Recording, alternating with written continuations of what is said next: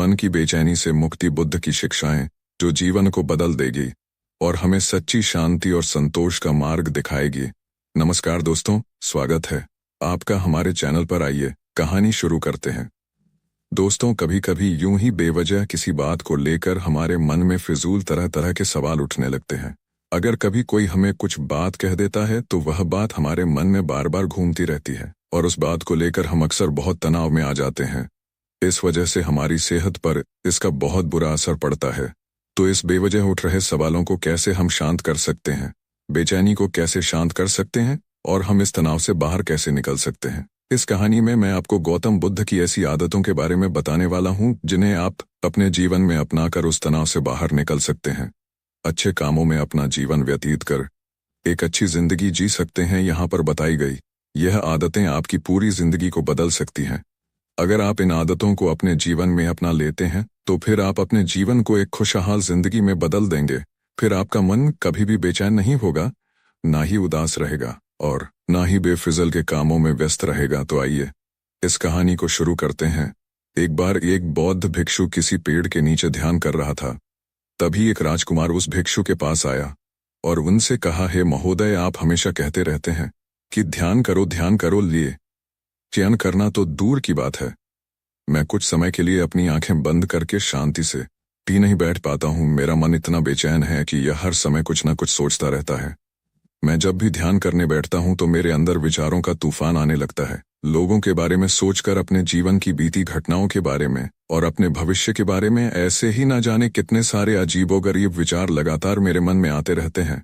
मैं इन्हें रोकने की बहुत कोशिश करता हूं, लेकिन जब मैं इन्हें रोकने के लिए ध्यान करने की कोशिश करता हूं तो मेरा मन अशांत होने लगता है और फालतू की बातें मन में उठने लगती हैं।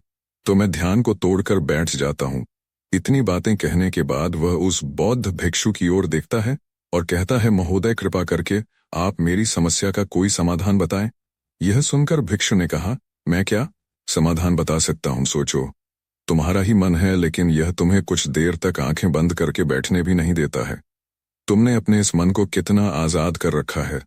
राजकुमार ने कहा, महोदय, मैंने बहुत सोचा, लेकिन मुझे अपनी इस समस्या का कोई समाधान समझ नहीं आया, इसलिए मैं आपकी शरण में आया हूं। अब आप ही कोई रास्ता दिखाइए। भिक्षु ने कुछ देर तक राजकुमार के चेहरे की तरफ बड़े ध्यान से देखा और फिर कहा, ठीक है, मैं तुम्हें अपने स्वामी गौतम बुद्ध की बताई गई 4 आदतों के बारे में बताऊंगा।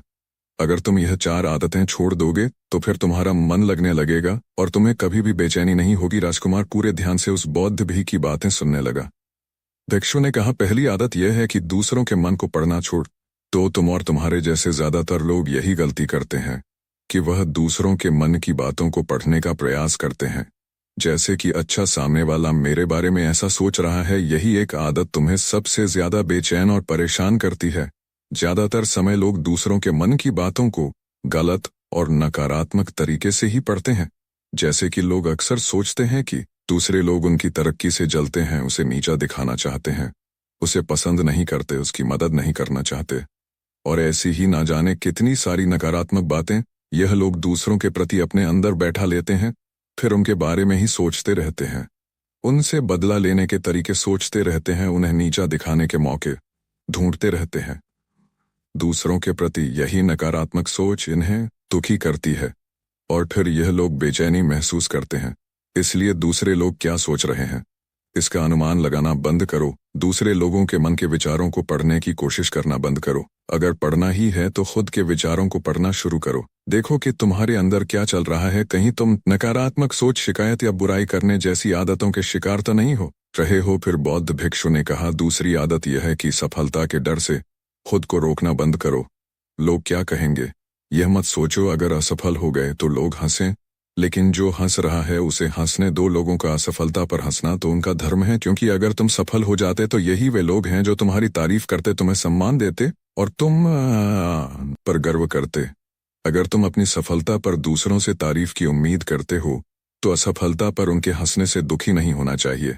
समस्या यही है कि हम इंसान असफलता को बुरा मानते हैं, जबकि असफल होना सफल होने से भी ज्यादा जरूरी है। तीसरी आदत यह है कि बेवजह समय बर्बाद करना बंद करो। समय को काटने से आज तक किसी को खुशी नहीं मिली है। चौथी आदत यह है कि ये सोचना बंद करो कि मुझसे बड़े लोग नहीं कर पाए तो मैं कैसे कर पाऊंगा।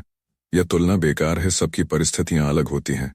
भिक्षु ने कहा, अगर तुमने यह 4 आदतें छोड़ दी तो तुम्हारा मन शांत हो जाएगा और तुम जहां चाहो वहां अपना मन लगा सकोगे। इतना कहकर भिक्षु शांत हो गए और राजकुमार को अब समझ आ चुका था कि उसे क्या करना है। तो दोस्तों, यह कहानी आपको कैसे लगी और आपने इससे क्या सीखा?